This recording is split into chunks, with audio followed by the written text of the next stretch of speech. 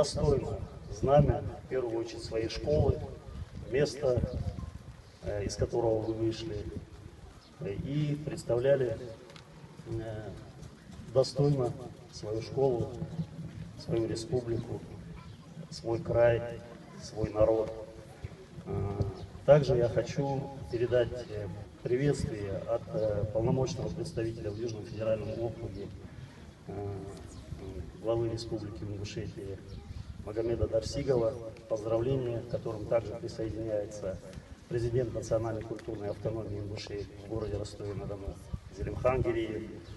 И хотелось бы также преподнести подарок от общины ингушей, проживающих в Ростове-на-Дону.